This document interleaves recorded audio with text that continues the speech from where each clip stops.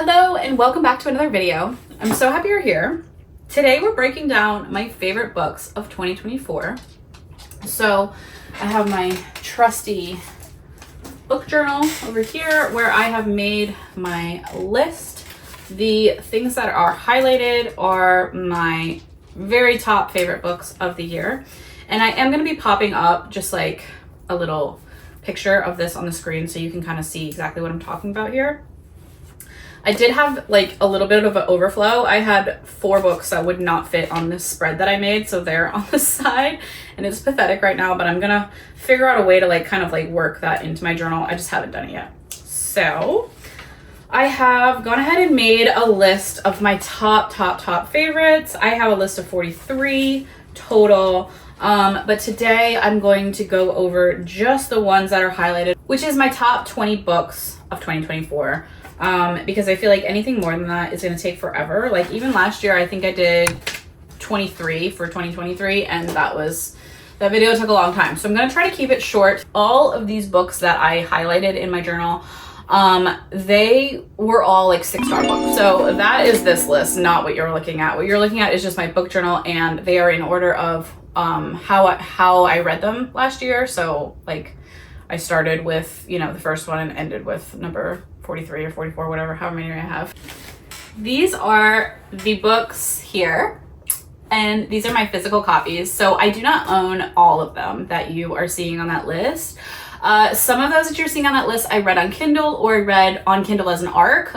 So I do not actually own them, unfortunately, in physical copies. I would love to own them one day just because they are my top books, but we're gonna go over everything I've got here and then other things that you see on that list. I'm gonna get my little trusty list here so we can start with book 20. Okay, so book 20, 19, and 18, I put as books from a series. So they are my top series of the year. So that doesn't really even count, but I will tell you what they are because we have down here, Harry Potter and the Half-Blood Prince. So Harry Potter and the Deathly Hallows is one of my top books of the whole year.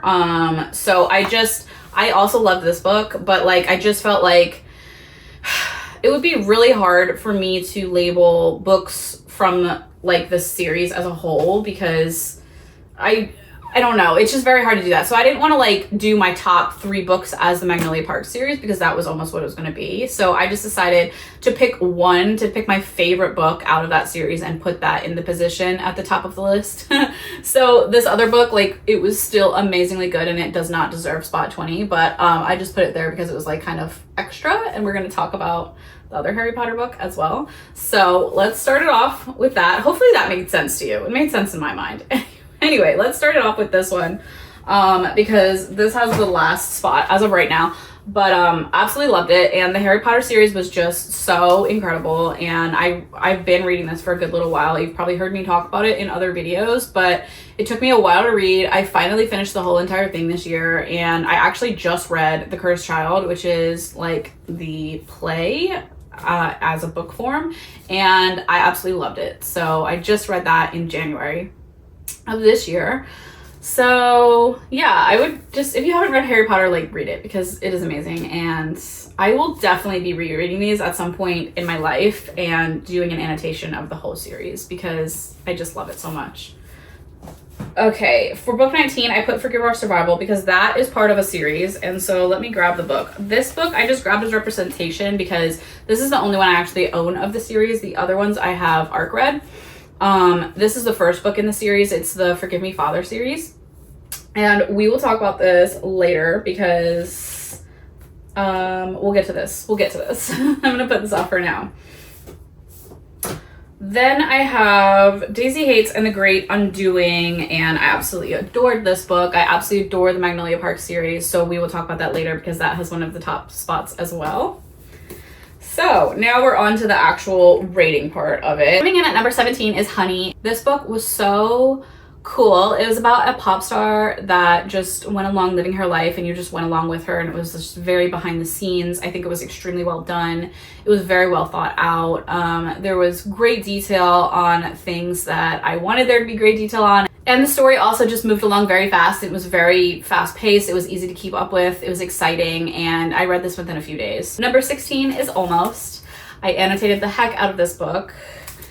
It was so much fun. And this book had so much drama. It had so much romance. It had so much back and forth. It had so many things that just exploded pretty much. And there was so much to this book, and it was very exciting. Number 15 is Joy. This book just really carved out a place in my heart, and I adored our main character. She was just so resilient, and she went through life, and it was hard, and she just always just tried to find the good in life, even though it was really hard. And I just adore her for that, and I loved hearing about her story. Number 14 was Maria. This book was so amazing. This is based on a true story, and it's got a lot of like factual stuff in it, which was really true and really related to this woman's real life. And I did not ever know that The Sound of Music was based on a real woman's life. But there really was a woman named Maria, and this was her real life. And they took her story and they made it into a movie, and they changed some things. And in this book, we get to hear about everything they changed. We get to hear her story from her point of view.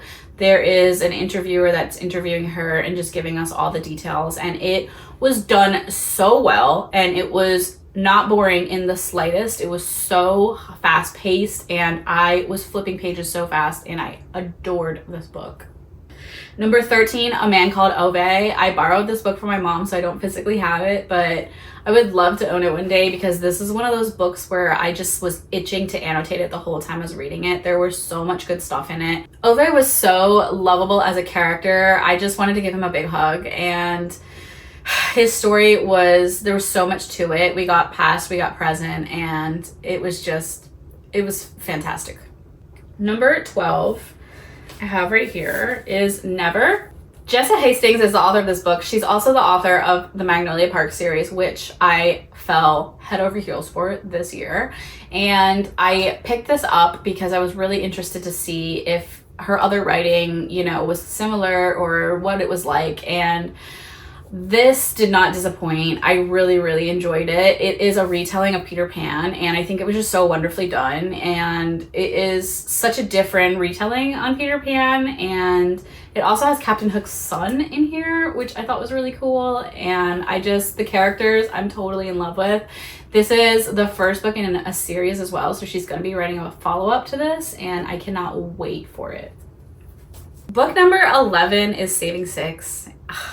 This book ripped my heart out and put it back together again. I am on the edge of my seat waiting to read the last book in the series. I have not read it yet, and I am trying to mentally prepare myself to go into this, because I know it is going to be really rough. This book was so heart-wrenchingly sad, and there was so much to it.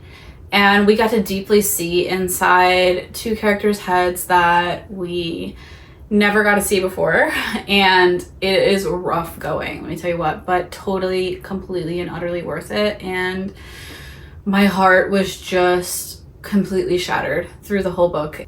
Number 10 is Finding Dorothy. So this book is about the actress that played Dorothy, Judy Garland, and kind of more of an inside look as to what she went through throughout the filming of The Wizard of Oz, and just kind of a behind the scenes look of Wizard of Oz, and just a behind the scenes look of all the characters and kind of what a lot of their lives were like. And it was very good. It was very informative while also being very consumable and just easy to read. I listened to the audiobook, and it was just very easy to listen to. Listen to it within a few days, because I really just wanted to know what was going to happen. Number 9 is Where the Black Line Ends. This book was, it was good. It was so good. The characters, I'm literally, every time I talk about it or look at it or think about it, I start to tear up. This is not fake. This is for real. I really am so connected to the characters. Our main character is training to be a wildfire firefighter, and it was just intense. It was dramatic. It was sad. It was everything all mixed into one, and it was just horrendously good.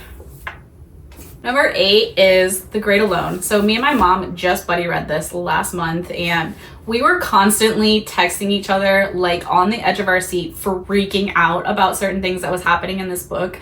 It was very intense. There was a lot of emotions. It was just like one thing after the next. And when you finally thought the characters had been through so much they couldn't possibly go through more, yeah, you guessed it, they went through more. So do not ever get comfortable while reading this book. This is about a family that decides to go off grid and live in Alaska in the middle of nowhere with like knowing no one and not even knowing how to homestead or hunt or do anything for themselves pretty much in the world off the grid. And it was really scary, and it was really like just heartfelt, heartbreaking, emotional roller coaster of a book, and I just loved every moment of it.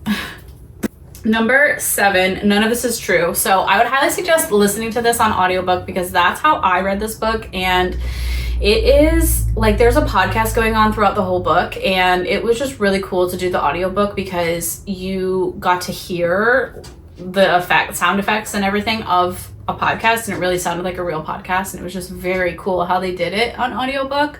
This is my favorite thriller book of the entire year, and I read a lot of thriller books, and this one just made me question reality, honestly, and the characters were just so tangled web, like so much mystery and lies and drama going on with each individual character that it made it just so twisty and turny, and I just, oh my gosh, so good. Number 6 is Forgive Our Sins. So this is book 2, Give Me Father series. And this is book 1, Forgive Our Ignorance. So that's why I'm just gonna hold this up because this is the only one I have for the physical copy. The other ones I read as ARCs. So this series as a whole, I just absolutely adore. It's so consumable. It's so quick to read. They are short books, but she fits a lot of information in these books. It is a dystopian kind of fantasy book about this woman that escapes a cult that she's in. She's basically in like a polygamy group cult, and she escapes, and she just is like questioning everything she's ever been taught and trying to like figure out where she fits in this new world. And the world that she lives in now is not the world that we live in today. It is set in future times, and it is just like so much wild stuff is going on, and I would just highly recommend it. It's a fast, easy, quick, exciting, edge of your seat, like cannot believe what's happening read. Number 5 is When Wildflowers Bloom. This book was just incredible. The characters instantly grabbed my entire heart and soul, and I'll always love them. They will always have a little special place in my heart. I think the author did an amazing job of just like giving each character so many unique things to them to be able to like keep everyone really separate in my mind, because there was a lot of characters, so I feel like it's very easy to get confused and kind of like not know which character is which when there's a lot of them. But she did a really good job of just separating everybody and just tying everything together, and the story was just very heartfelt, very emotional, romantic, sweet. The character was stubborn and funny, and just it was like a very real life book. I could see this being a true story. The book absolutely just blew me away with how good it was, and I cannot wait to read anything and everything that this author ever writes. Book number 4 is Dishonestly Yours. So this is a new series written by Krista and Becca Ritchie, who also write the Addicted series, which I absolutely love. This series I actually love even more than that one, which is saying something. It is only book 1, and I don't know how many there's going to be in the series, but like I adored this cover like right off the bat. And then I ARC read this and I loved it so much I had to buy my own copy. This book is just so quick and easy to read. The characters are incredible. I adore every single one of them, and they are just like a little crime family. They just go and like scam people out of their money, like these super rich elite people, and it's kind of funny, and the characters are just like very intelligent and funny and just stubborn and just cute, and there's romance and there's drama and there's sadness and there's just like a lot of deep raw emotions in this book. And it also left you on a cliffhanger, and I cannot wait for book 2. So that comes out this spring, so I will be gobbling that up as soon as possible. Book number 3 is Harry Potter and the Deathly Hallows. This ginormous book is the last book in the Harry Potter series, and I absolutely just was so enamored with the characters and the series and just everything as a whole. It was just utter perfection, and I'm so glad that I finally finished the series, even though I was really scared to finish it because I was just like, this is just, I'm never gonna be able to read these again for the first time. But like, I feel like that's totally okay, and I honestly am really itching to go back and reread and annotate every single one of these books because I will just always love the series, and I could definitely see how people can very easily reread these very quickly because the characters are just so well done, the storyline is so well done, everything was just so good. And the other thing that I love about this, which my husband cracks up over, is like, I'm always rooting for the villains in Harry Potter because they were just so evil and they were just such good villains. Like Bellatrix Lestrange or Dolores Umbridge is actually like my favorite villain, and she's amazing and she's just so funny, and every little bit of her is just like as evil as can be, and she just made the series so much better by being a part of it. And I'm obviously rooting for the good guys as well, but at the same time, like when the villains show up, I'm like, yes, you go. And it is so funny because my husband's just like, don't you want Harry Potter to win? And I'm like, yeah, of course, but like I already know he's gonna win, so like somebody has to root for the villains. And then for number 2, we've got Daisy Hates. This series completely just changed my whole life this year. I am 100%, 1,000,000%, 1,000% completely and utterly enthralled, and just, it is my favorite series of all times is the Magnolia Park series, which is this series. So this is book 2, and I had to give this one book 2 slot because Daisy is just my girl. I absolutely adore her. I love everything about her, and she's spunky, she's funny, she speaks her mind. She's a go-getter. She's not lazy. Like, she has all the money in the world, but she still is choosing to go to school to be a doctor and just help people, and I think that is just so cool. And there's just so much drama in this book, and there's so many other characters in here too that I absolutely love to death. But Daisy just will always hold a very special place in my heart. And when I read Magnolia Parks, like, I liked it and everything, but then I read Daisy Hates, and I was just like, okay, I am absolutely in love with the series. I'm in love with this character, and I cannot wait to read anything else about Daisy. So this is definitely book 2.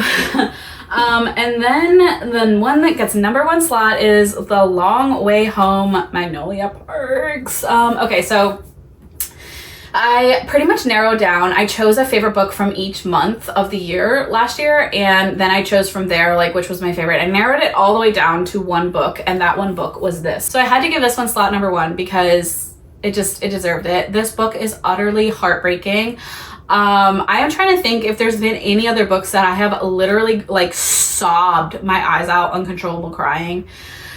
And I don't think there is. The only other book that I cried pretty hard with was Hunger Games. And that was a while ago that I read that. But this book, like, I was full on just like sobbing, like uncontrollably, could not control myself. It was just so sad. And there's so much that happens in this that it's just deeply, deeply emotional, and there's a lot of like just relatability, and there's just, you fall completely in love with these characters, and what they go through and the things that get revealed in this book are just insane, and it just made me so sad, and I literally have goosebumps right now talking about it. I can like feel them right now. And like, these characters are just the most special characters. I never really understood how people would want to like reread a book series after they had already read it like a million times, and this series I could see myself just rereading like once a year, honestly, because it is just that good, and the characters are just that incredible, and I just absolutely adore them, and they will always hold the most special place in my heart. This is my favorite series of all times right now, and that is saying so much because I've read so many books. The only thing I could say about the series is if you do want to get into it, you would obviously start with this book, Magnolia Parks, and I did like this book, but it was nothing compared to the other books. Like, the other books are just so much better and so incredible, and obviously you're only just getting to know the characters in this one, and then you kind of see and really get to know all of the rest of the characters in this book, and then obviously this is the third book, and you're really deeply invested by that point. So I feel like it took me to this book to absolutely be like, this is the most amazing series ever, and when I got to the second book, which was this book, I really started to like it, and I really was like, okay, I can see myself absolutely loving this series. But this book, like, I liked and everything, but I didn't really understand the hype around this series when I just read this one. And I also have heard that people have a really hard time getting through this one because it is toxic love, and it is kind of a lot, and it is a little bit like annoying in some parts. But if I could ask you to do anything, it is to get through this one and just read Daisy Hates, because I feel like as soon as you get to this one, you will just be like, okay, this series is great. Also, I just wanted to show you really quick, which I'll actually throw up a picture on the screen so you can see it really well. But I decorated the whole cover page of this because I am planning to go back and annotate, and I already picked my annotation tabs. And it is just so cute, and I want to do this to like so many more of my books, but I'll probably be making a little YouTube video on that at some point in the future because I think it just came out so good, and I want to show you exactly how I do everything. So that's really it. If you want to see more from me, you can look on my Instagram. I have so much more content and updates and things like that over there, and I would love to see you over there.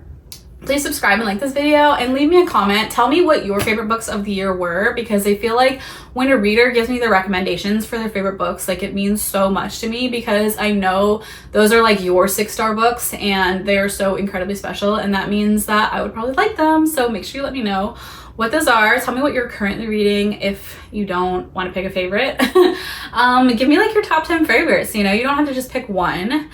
And also check back here every single Friday, because I do a weekly video, and that is every Friday, and I would love to see you back here for that.